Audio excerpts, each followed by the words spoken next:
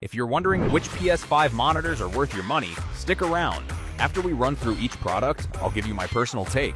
Would I buy it or would I skip it? No fluff, just my honest opinion. Let's get into it. Sony InZone M9 Tar 2. This beast is literally built by the same people who made your PlayStation 5, so it has that sweet auto-high dynamic range tone mapping that makes your games look crispier than a fresh bag of chips. The full array local dimming is a nice touch, but honestly, the corner dimming is a bit of a buzzkill when you're trying to spot campers in the shadows. Would I buy it?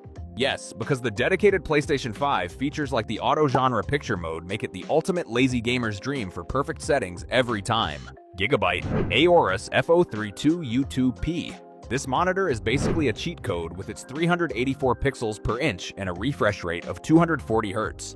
Though your PlayStation 5 will still cap you at a measly 120 Hz because life isn't fair.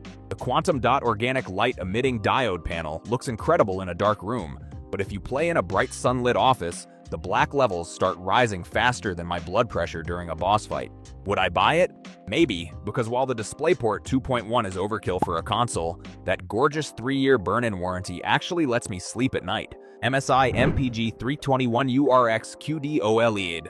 This screen is so fast with its 0.03 millisecond response time that it'll probably react to your mistakes before you even make them. It delivers those juicy, inky blacks we all crave, but don't expect the high dynamic range highlights to burn your retinas since the peak brightness on large white windows is a bit underwhelming. Would I buy it? Yes, because getting full 48 gigabits per second bandwidth on the high-definition multimedia interface, 2.1 ports for under $1,000 is an absolute steal. Asus ROG Swift OLED PG27U CDM. This display is basically the Rolls-Royce of gaming monitors, giving you 4,000 pixels of glory and a refresh rate of 240 Hz that makes everything else look like a slideshow. It handles the PlayStation 5 like a pro at 120 Hz, though you might notice some annoying flicker when the variable refresh rate starts acting up in darker scenes. Would I buy it? No, because while it's arguably the best-looking panel on the planet, I'm not selling a kidney to afford a 27-inch screen that costs more than my entire gaming setup. Asus Tough Gaming VG27AQL3A. This budget king actually supports a 4,000 pixel signal downscaled to its native 1440 pixel resolution, so you get a surprisingly sharp image without having to skip meals for a month. It's got a solid 180 Hz refresh rate for your personal computer, but on the PlayStation 5, you're stuck without real high-definition multimedia interface. 2.1 features like variable refresh rate, which is a total bummer. Would I buy it? Maybe, because it's a fantastic entry-level choice if you're a student or just cheap. But serious PlayStation 5 enthusiasts will miss those smooth variable refresh rate transitions. AOC Q27G3XMN. This budget, mini light-emitting diode beast actually hits 1200 nits of peak brightness to melt your retinas during high dynamic range gaming, but the 1440p resolution means your PlayStation 5 is basically doing math homework to downscale a 4K signal since it lacks high-definition multimedia interface 2.1 bandwidth. You get deep blacks that almost rival fancy organic light-emitting diodes, though the vertical alignment panel has more ghosting than my ex whenever things get too fast-paced on screen. Would I buy it? Yes, because it offers elite-tier high-dynamic range performance for a price that won't force you to sell a kidney. Alienware AW2524HF.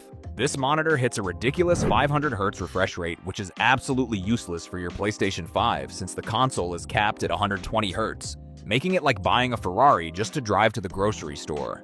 While the motion is smoother than a buttered floor, you are stuck with 1080p resolution and no internal speakers, so your epic gaming sessions will look like a blurry 2010 throwback while sounding like absolute silence. Would I buy it?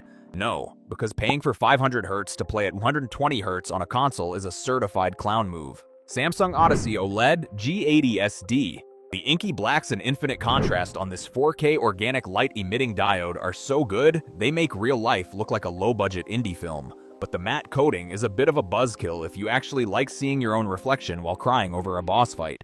It has full high-definition multimedia interface 2.1 support for your PlayStation 5 features, although the variable refresh rate flicker in dark scenes might make you think your house is haunted. Would I buy it?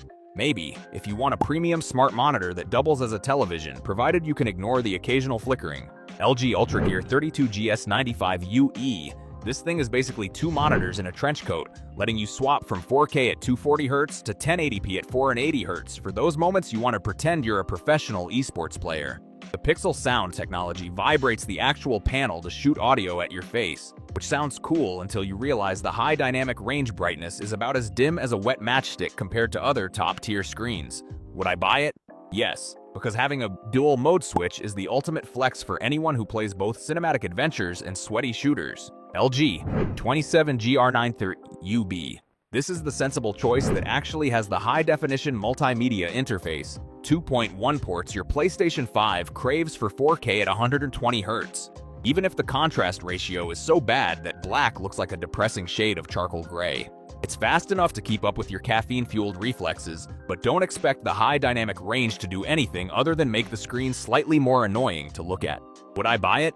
Yes. It is the most logical mid-range 4K option for someone who wants the features without the organic light-emitting diode price tag or the mini light-emitting diode blooming. Samsung Odyssey Neo G7. This massive curved panel makes my PlayStation 5 games look absolutely legendary with its mini light-emitting diode backlighting. Even if the extreme 1000R curve feels like I am being swallowed by a giant plastic taco. It handles 4K at 120 Hz like a total champ via high-definition multimedia interface 2.1, though the variable refresh rate flicker in dark scenes is more annoying than a mosquito in your bedroom at 3 in the morning. Would I buy it? Yes, because those OLED-like blacks and insane peak brightness make every dollar of my hard-earned cash feel totally worth it. Gigabyte M32UC. This curved beast is the budget king for 4K gaming, but the ghosting on fast-moving objects makes my character look like he has a drunk twin following him around. While the built-in keyboard video mouse switch is great for my setup, the high-definition multimedia interface ports are limited to 24 gigabits per second, which is basically like trying to suck a thick milkshake through a tiny cocktail straw. Would I buy it?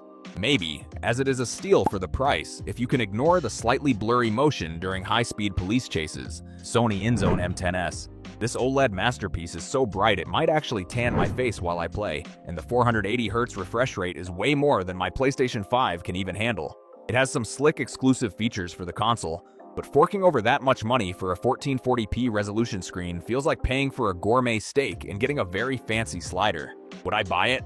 No, because the price is absolutely criminal when you can get a 4K monitor for way less. Dell G2724D. This little legend is the budget hero that supports 1440p at 120 Hz perfectly, though it lacks a headphone jack, so you better hope your controller battery is ready for the long haul. The motion is surprisingly crisp for an affordable panel, even if the high dynamic range performance is so mediocre it makes my colorful games look like a depressing rainy Tuesday in London. Would I buy it? Yes, because it is cheap as dirt and gets the job done without any unnecessary fluff or fancy lights. Acer Nitro 275KP3. This monitor brings mini light emitting diode goodness to the masses with great 4K clarity, but the input lag at 60 Hz is so slow I could probably go make a sandwich before my character actually jumps. It looks stunning at 120 Hz with deep blacks, but the blooming around bright objects makes it look like every street lamp has a magical fairy dust aura. Would I buy it? Maybe, but only if you promise to keep your PlayStation 5 set to 120 Hz mode so you do not die from the lag. Alienware AW3225QF. This 32-inch beast is basically the king of 4th-generation quantum dot organic light emitting diode panels, making your PlayStation 5 games look so vibrant that your real life will feel like a depressing black and white movie. The curve is sexier than my ex, but the screen is a fingerprint magnet and the variable refresh rate flicker in dark scenes might make you think your house is haunted. Would I buy it?